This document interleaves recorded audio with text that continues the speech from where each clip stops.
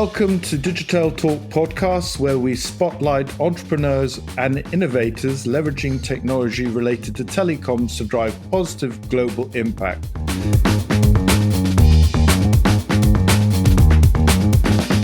Today we'll be having Benoît Vedel with us, who is the Managing Director of Aimsun, who are an international leader in digital mobility solutions for transport authorities, highway agencies, public transport operators and consultancies. We want to learn a little bit more about Aimsun, how they can help the transport sector to firstly measure, then control, and finally change behavior to be able to achieve the CO2 emission obligations towards a more sustainable world.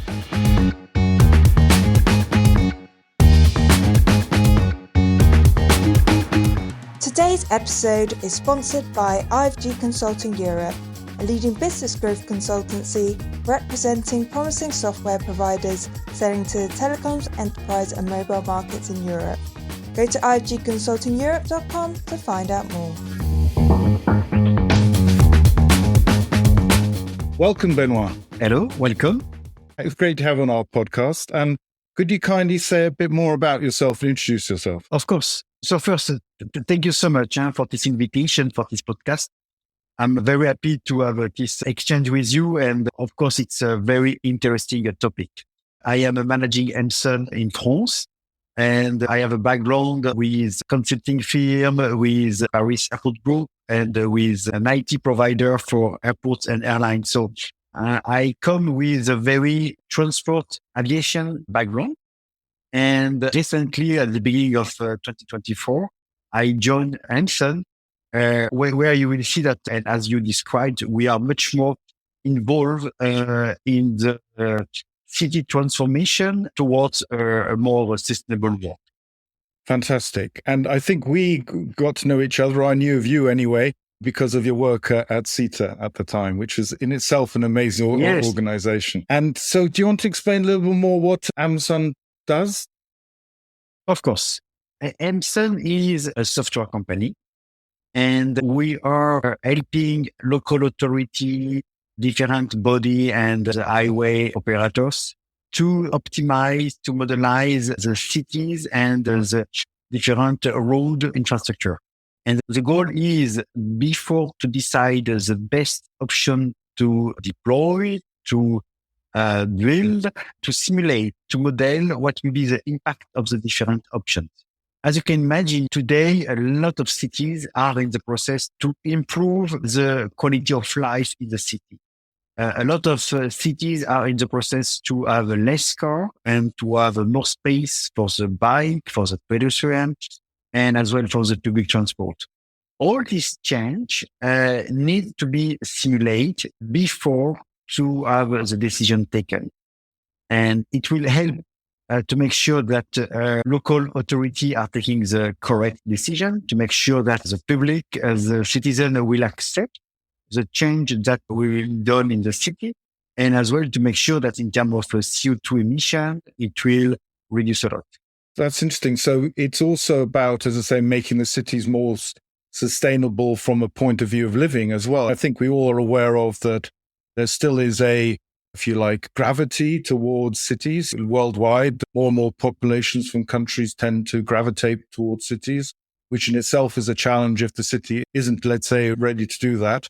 And how do you actually go about, you say, modeling the scenarios, but you must be collecting information from certain things? Do you have a template that you go from? I guess this is an area that you're bringing a particular skill set, which maybe these cities and the authorities don't have themselves. Yes, you're right. And exactly as you mentioned, because cities will become bigger and bigger with more and more population, they need today to start to reduce the space for the core, because we know and cities know that they will not be able to provide enough space for all the core. So it's better now to anticipate and to give more space to the public transport on the road, to the bike and to the pedestrian. And how we are doing this? First, we are designing a digital twin, meaning that we are copying the current city situation in terms of street, in terms of plaza, in terms of corridor, in terms of ring. So we can, at the local level, to be able to describe all the assets of the cities, but we'll move until the big district level. And so, for example, for Paris, it will be not only Paris city, but it will be the Great Paris, meaning that 100 kilometers outside Paris. So it's a very big area between 5 and 10 millions of people living. First, we are doing a digital twin. So we are copying the reality. And after, we start to roll out different options to modify the infrastructure. It will change location and it will become a plaza, or will change the speed on this ring, or will change the way of circulation. So we make a lot of change on the digital twin.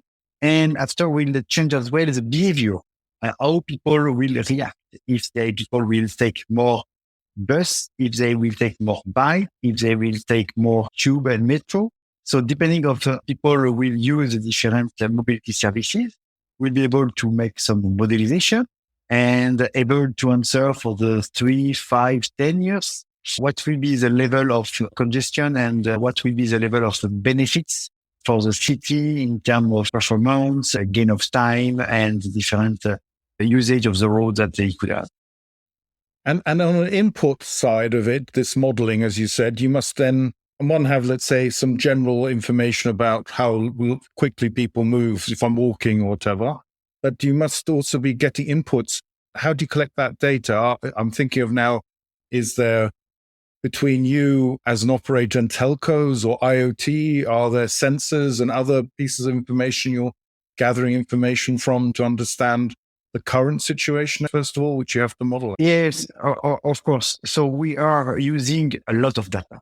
And so we are using data that we are collecting to confirm that the digital twin is a good one. We are using a sensor, we are using IoT, we are using data from phone. So we are using a different kind of data, but for sure, the accuracy and the value and the number of data are key.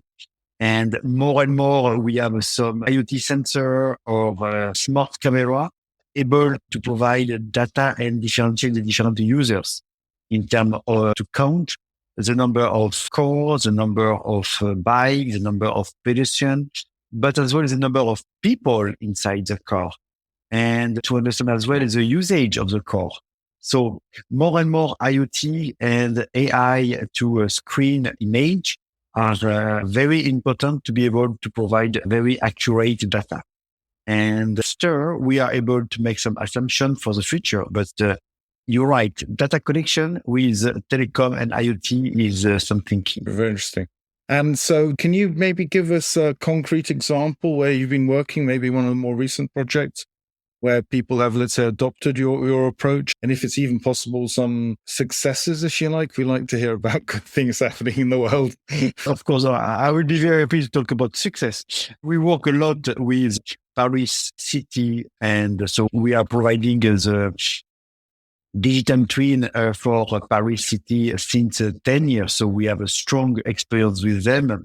And we helped Paris City to prepare the Olympic Games, and to be able to modelize all the different impact of the change in the city about event for the games. There is some roads that have been focused only for specific usage. A lot of plaza has been closed. A lot of district has been closed temporarily. So all this change has been modelized to make sure that what will be the impact for the users, for the urban logistics, and to help to take the good decision before to design and before to implement these different options. Of course, working on this kind of major city, where really the goal is to prepare the city for the futures with more and more space for the bike, for the public transport, and where safety of the bike and the pedestrian is a key, are something very interesting. I must admit, I'm going to say I went to the Olympics. I was there for the first week, and we went and saw 3 things: the archery, volleyball, which was Japan versus Brazil. So you can imagine a difference in height. but I must admit the Japanese ladies did really well. And then we saw the ladies sevens rugby at Stade de France, which is obviously the home of rugby in France. I must admit the transport was phenomenal. It was brilliant. But I think part of the story was, I'm sure you guys did a great job, was lots of the Parisians we understood had left, at least the first week, because they were worried about it. But from our transport, I think Paris was emptier than it would be in a normal summer day. But it worked really well. So congratulations. I'm sure, as you say, actually deciding what gets shut, where the traffic flows is actually a pretty big decision. And it can go majorly right or majorly wrong. Yourself, were you at the Olympics? I was more on duty part of this time. I was in the city to make sure that everything in terms of operation will be well as well. But yes, thank you so much for your nice word. And of course, it was the mobility and the transport during the Olympic Games was a challenge, not only for the concert and not only to make sure that the people like you, the guests, could attend, but as well there is a contract with a lot of penalties to make sure that the athletes will be able to join the different location with less than 30 minutes. So it's why it was very important to have some dedicated road and to make sure that the city will be quite empty, to make sure that all the professionals could work on a very timely manner. Very, very interesting point. I was assuming it was the emergency services as well, if there was incident, but I guess it's the same thing. Maybe you could use the corridor for, as you say, create corridors of transport. But we must say the Olympics, but this is good advertising for you to do I'm sure, Los Angeles. Why not? You might as well make your services available there as well, and then get into that on a long-term basis. But fundamentally, what is special about that is unusual to have such a special occasion, but actually your modeling, it becomes even more important in those situations because it's a situation you cannot predict. So it's not something you will know unless it's happening regularly. And I was thinking more of, if I come back to the more normal thing, is we obviously need from a society perspective to actually change behaviors as well on the day-to-day basis. So moving people from, as you say, from cars to bikes to public transport, but all these things somehow need to be done in unison or, let's say, in parallel to each other. So what are the biggest challenges, would you say, generally, that this authorities face in trying to change people's behavior from the flow of people and goods in a city? I think mainly there is 2-3 things to do. So first, if you want to have the people changing, you need for sure to have a new offer. So if you want to have people moving to the public transport or to the metro, you need to have more bus and better performance and so on. But it is not sufficient to make the change. To make the change, you need as well to have a constraint. So it's only because you will reduce the number of lines that people will be able to change and to take the public transport. So at each time that you want to make a change, people will not change by themselves. So they need to have something exterior being to change. So first is always to have something negative to force the change. The second one is not only to talk and to work with urban planner. You need always to involve sociology, because if you are working only with the urban planner, the urbanist, maybe the output will be not accepted by the population. And at the end, I think it's always good not to decide directly, but to have a lot of public meeting and to have a lot of participative democracy before to take the decision. And meaning that you can really listen what the people would say, how they will react, to be able to adapt your plan and to be able to take into account how the population will react. I think that makes sense to bring all the people in, as you say, consultative approach. But is there something specifically, let's say there are authorities maybe out there today who you're not talking to? I'm sure there are. It's a big world that we live in. But is there one particular piece of advice you'd have to them about changing behavior? You mentioned what we call in English the carrot and stick approach. So the carrot is the good thing and the stick is along those lines, let's say. But is there something particular that any city could do quite quickly to make a change? Because at the end of the day, time's ticking and the world is not getting any better. No, of course, I will use all Every event in the city is an event to change. And I will take an example again with the Olympic Games. With the Olympic Games, Paris decided to have a lot of plaza becoming, or a lot of district becoming only for the pedestrian and the biker without the car. And the location will stay like this now. So they will not give back to the car. So that means that my advice as well will be for every city, as soon as they are organizing an event, as soon as they are doing something where they make a change, consider this change at the beginning as a temporary for the population, but maybe it will be good to have this change permanent. Very interesting. I like that. It's iterative, basically step for step. Yes, because people at the beginning are they can accept to have a change if this is linked with a special event. And after 2 weeks, 3 weeks, 4 weeks, the habit will change. And why to come back? Okay. That's interesting. That's a nice one. And obviously our podcast is related to the telco and IoT world. But do you, when you're doing your calculation, your modeling, do you see telecommunications playing a larger role in the way that, again, behaviors change and the need for transporting between places? So obviously with COVID, I think we're all aware that a lot of working from home happened, but do you think that's an important aspect to it as well, to maybe digital shopping, I don't know, different activities? And do you take that into consideration as some of your modeling? Of course. No, we are not so much for the e-commerce, but more for the remote working. Because with the remote working, there is less people commuting. So that means that it is impact a lot the demand for transportation. So that means it will reduce the car usage. It will be reduce the public transport different day of the week. And as well, when people are working from home, they will consume at home. So meaning that it will change for them as well the habits to consume, and they will avoid to take the car, because at the end, if they don't take the car to go to work, they could take the car to go to the work and to have a stop on the supermarket. But now, because they work really at home, they will use a local shop. So that means it changes the way that you consume. People are more and more consuming locally.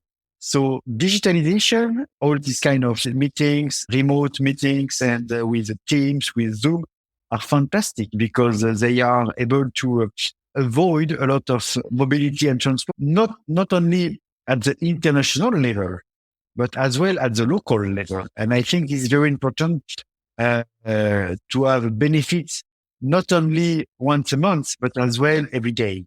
Okay.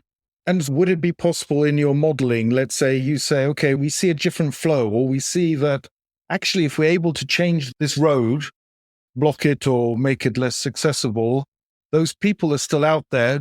Does that get built into not maybe your plan, but would you, let's say, talk to the French authorities or telecommunication providers and say, guess what, we are thinking of doing this. Have you actually also got a plan to provide better connectivity to that area? Does that happen in the wider discussions, do you think?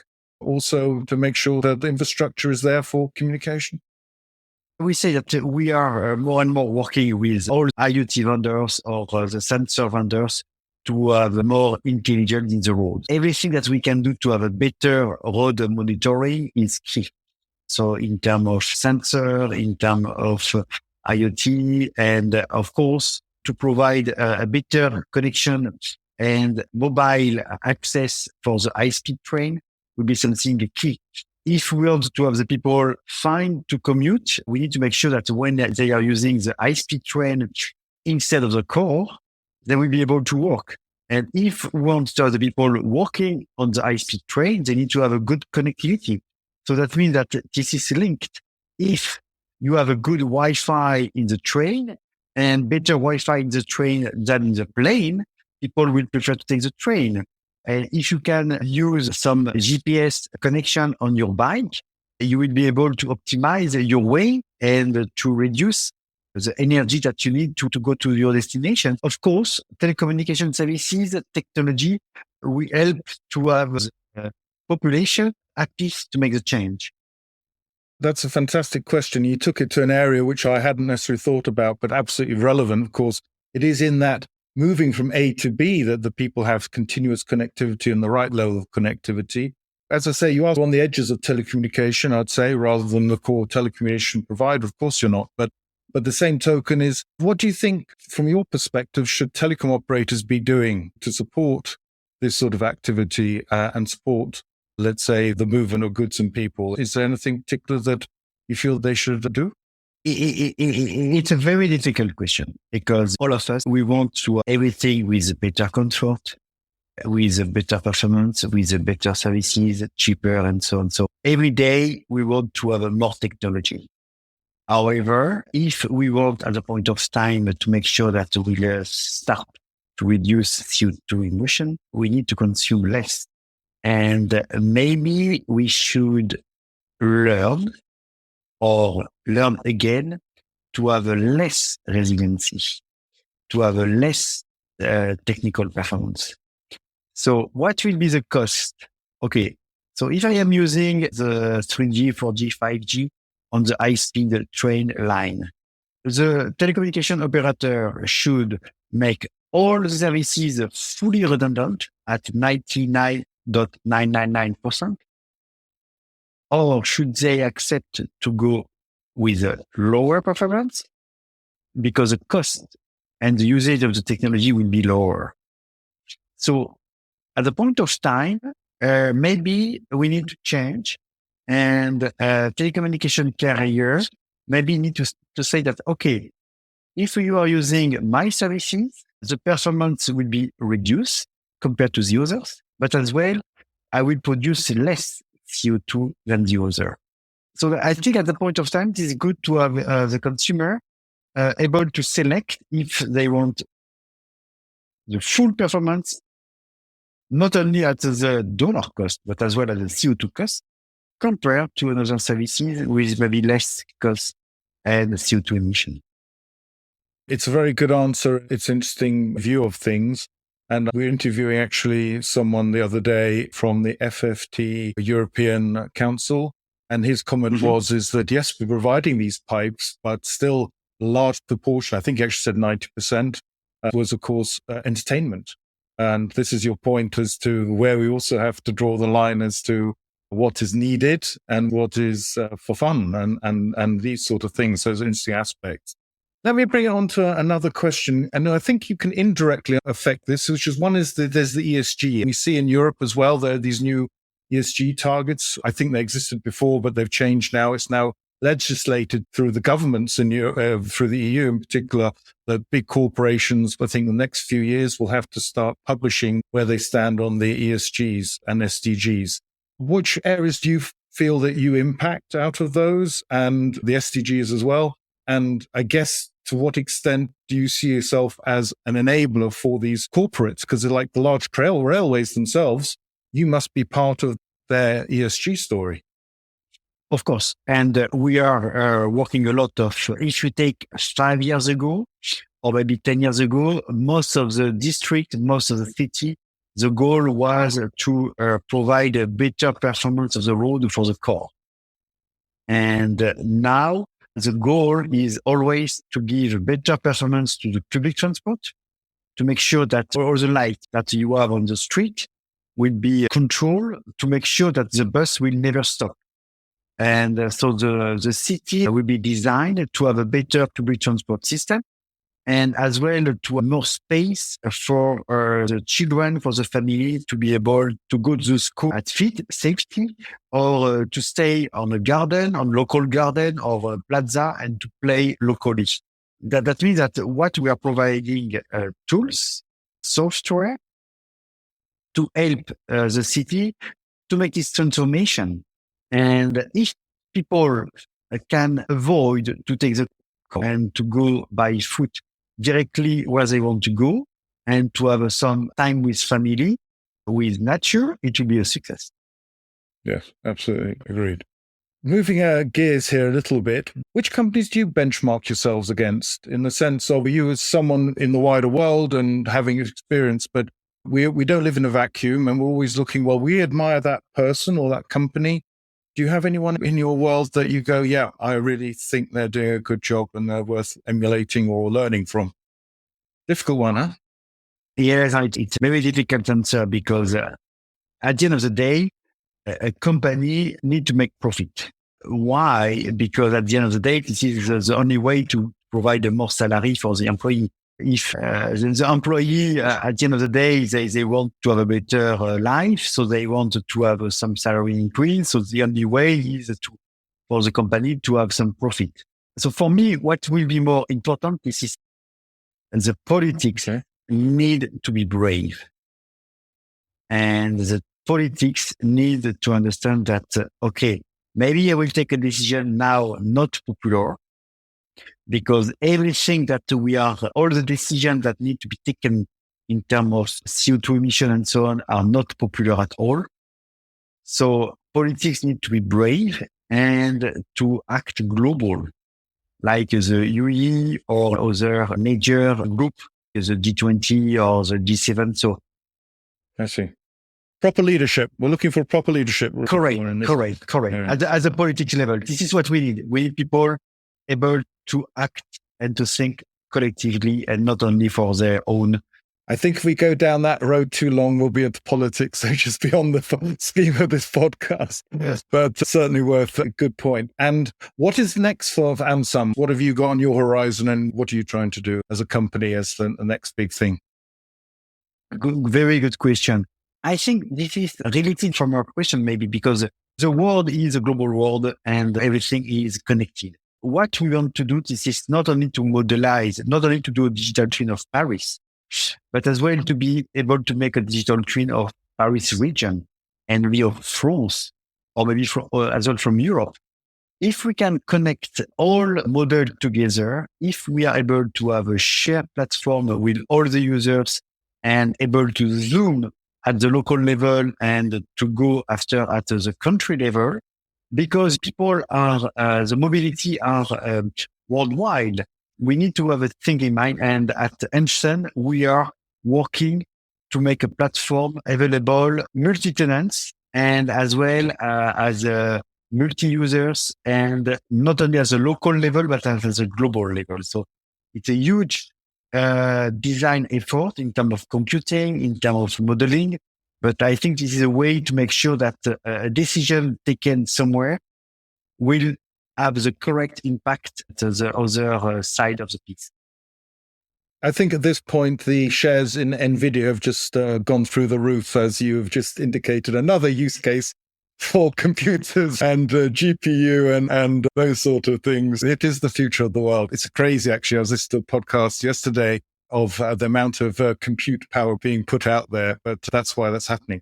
And one thing, again, we like to give on our podcast is the ability to shout out for something good or someone good, maybe in your work life that you'd like to give credit for, or even company again, if you have got anyone in mind that you want to give a shout out to. To be global, not to think about local, not only to think about my interest, but always to have in mind, okay, what will be the impact for the others of my action? So I think to act global, all of us to think about to live together is something key. Okay, that's true. But it's also the world is changed by people, right? If you think about it, there are always people in our lives and situations which drive things. But as you say, the collective is what you're saying. Collectively, let's move on. That's great. I think at this point, I just want to move on to learn a little more about you, which is the sort of second part of our podcast. So thank you very much for giving us background on Aimsun. I think it's very interesting and we're obviously keen to see how that moves on. So the first question I want to ask you around is, do you have a philosophy of life? Oh, yes, it's a very interesting question. So I try to balance between work and life and private life. I think it is very important to enjoy to work.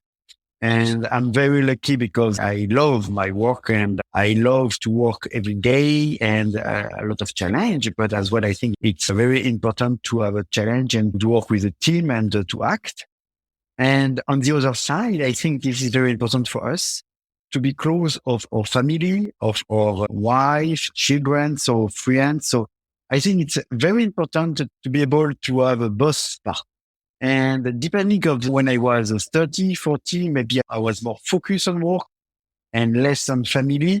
And after, maybe I am more focused on family because I am much more efficient at work. So I can work less, producing the same level, but I can have more time for my family. So I think it's very important for all of us to find the good balance, because at the end of the day, this is to have enough energy every day. We need to make sure that to make the good choice every day.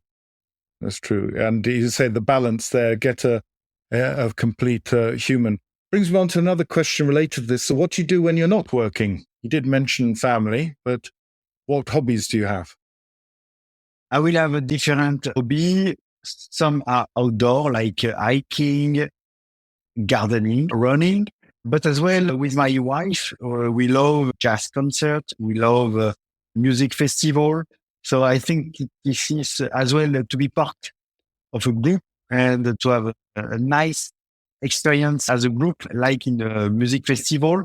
It's something very good experience. So on the music festival side, have you got a recommendation there that people should be aware of who maybe aren't?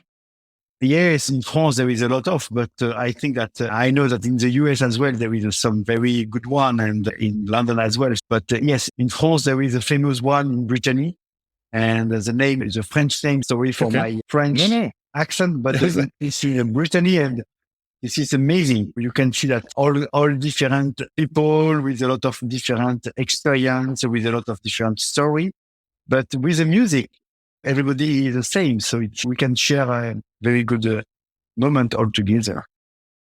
I do think you're right. Music is an incredible medium because you see people. I was at a concert the other week. I'm not a great concert goer, but my wife and my daughter are in a band. And there's a lady sitting there and her head was just bopping away. And the person next to us bopping, and they're bopping at the same time, even though they're not talking to each other, because they're reacting to something, a third party. So it is quite interesting how humanity has a natural inclination to feel music, let's say, as well. Correct. So does your music, this brings me to another area of your life, which was teenager. Would you have any idea what you wanted to be when you were growing up? Maybe a teacher. I think that, yes, my goal was to be teacher for science or mathematics. Yes, but after I decided to do some business, but I think yes, doing some training is something very important for me. So you never tried to become a teacher in the end? I know that lots of people change their careers. You didn't spend a few years trying to teach and then went, Not so much, but I'm involved in different school or university, but it's at a very small program. So this is only to have us to be part of some keynotes or be part of some coaching activity or training session, but it's very limited. But of course, I think that it's very important to be able to be involved with the young generation. That's true. So that brings me on to another one, which is, what is your passion? Passion will be as well to take time with friends and family at the end. So it's a good time when you are doing hiking and when you are able to talk and to think about the life and yes, it's a very nice time. In preparation for this, you had some questions lined up. So what's a book, movie or song that has significantly influenced your perspective on life, and in what way? Yeah, I've got in mind a movie and that I saw maybe 40 years ago or almost or 50 years ago. So it was 2001, The Space Odyssey. And the day one, I was very interested by this movie, by the music of the movie, and as well by the way that it was very difficult to understand what means all the different steps of the story. But the design, the story, the music was day one very important for me. And what is crazy, that means that every day I can think about this movie and think that everything is clear. AI was clear. So everything has been designed and think about 50 years ago. So yes. I think when we meet, and I'm sure we will at some point, you'll need to take me through what the film actually means. I think I've tried to watch it twice and most likely got through it twice. But I must admit it has escaped me exactly what it's about. But it is a special movie, that's for sure. And it did leave an impression with me as well. So that nicely brings on to another question, which is, as you say, so that's science fiction, right? As you say, maybe not so science fiction-y as well. But is there a piece of capability when you're growing up through science fiction or something else, which you wish was now real. It was invented in a comic, was invented in a film or whatever, but you now go, I wish I had that power. I wish that could be done. Yes, it's a very good question. Again, and I think this is something very simple. 40 years ago, everybody was thinking about video conferencing. To be able, when you call somebody, not only to be able to listen the voice, but as well to see the picture and to see the people. And now, like today, it's so easy.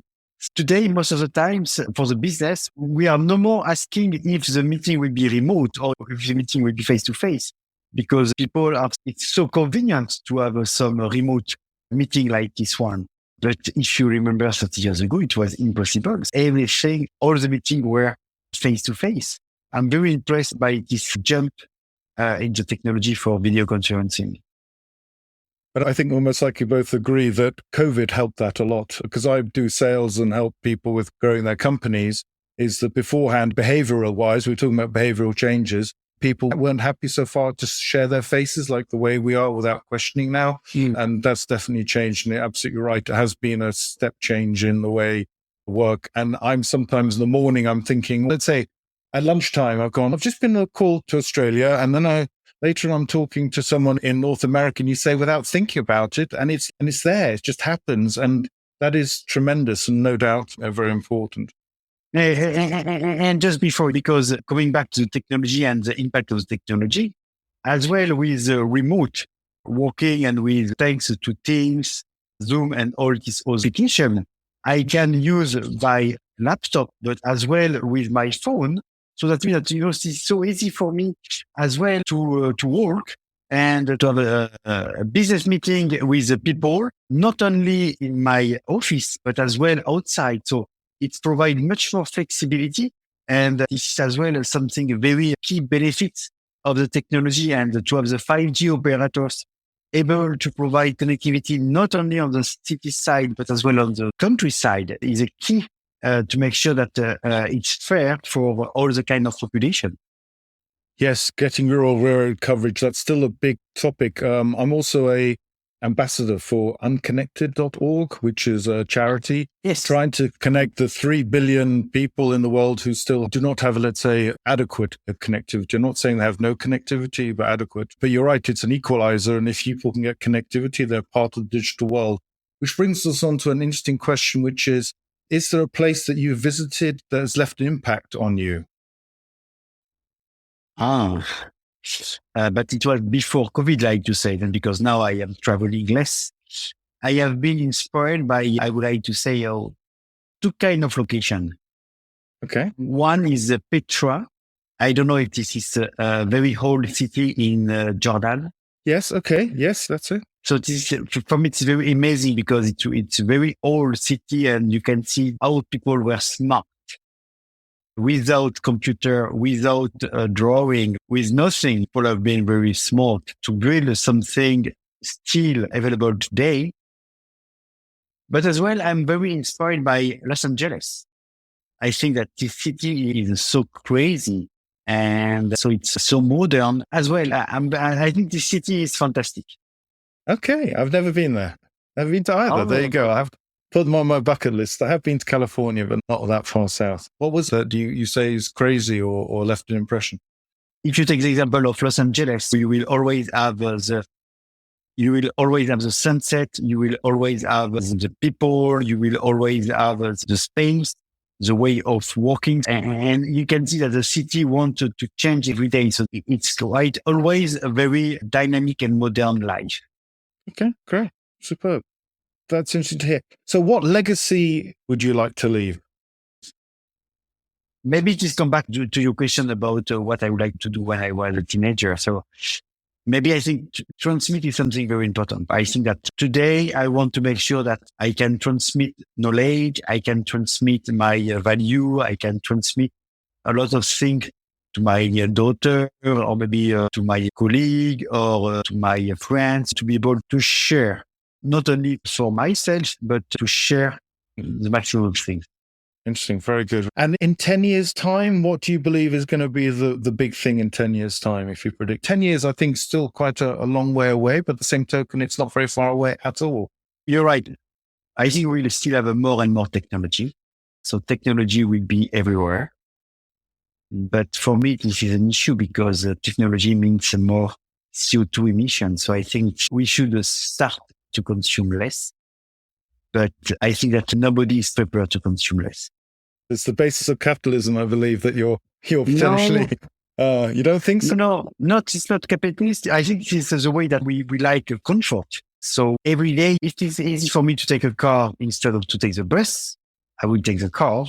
If it's easy for me to take the bus instead of the bike, I will take the bus. And if this is easy for me to take the bike instead to go by feet, I will go by bike. But at the end of the day, I could walk. And a lot of choice that are doing to make my life easier. But I should accept to have my life maybe more complex if it reduces the CO2 emission. That's true. That's the thing. So we'll see. So maybe next time we interview, we'll ask you that question as to what is it you're going to give up to do that, or unless you have an answer now. I try to reduce a lot of the costs. I try to eat local, and I try as well to reduce drinks. I think water is enough. Most of the time, we don't need more than water, and top water is enough. Perfect. France has got a lot of good mineral waters. Yes, but mineral water is not the good one because it's a bottle. Okay. So it's better to have the water from the tap. From the tap. We have one final question, which is a bit of a fun one. Are you Apple or Android? So I am Apple. However, I should admit that it is so difficult to change. There is a big lock-in. So that means that at the end of the day, people will stay Android or people will stay Apple because the cost of change is huge. So I think this is what is the danger of the technology, is to have a lock-in.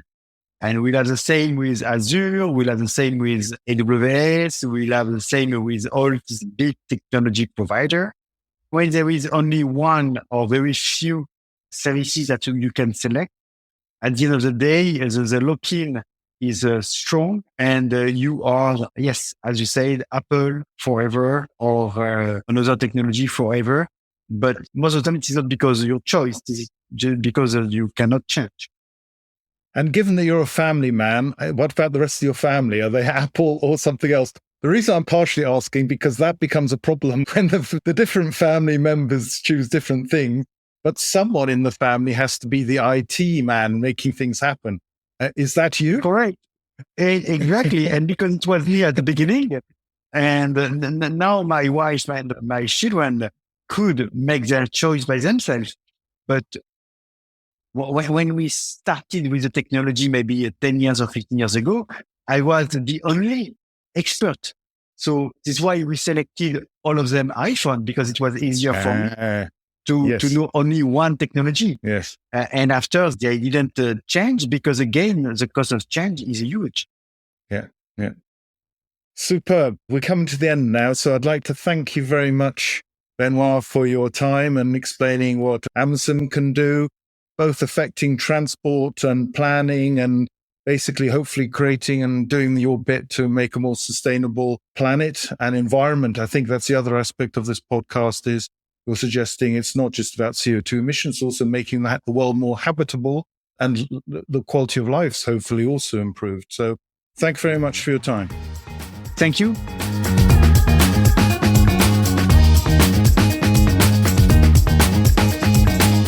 Thanks for taking the time to listen to our new podcast.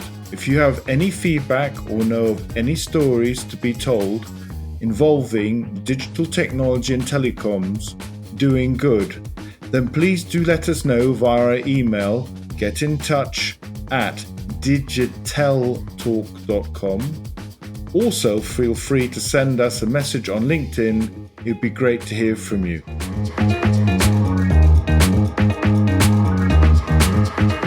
Before we go, if you've enjoyed today's episode and would like to support the podcast, then don't forget to give us a follow and hit the notification bell so you never miss an episode. Also, if you'd like to leave us a review or share it with your colleagues, it really helps us on the channel. Thanks so much for being a part of our audience today, and hopefully you'll join us next time. That's all we've got time for, so it's goodbye from me. And that's goodbye from him. Bye for now. now.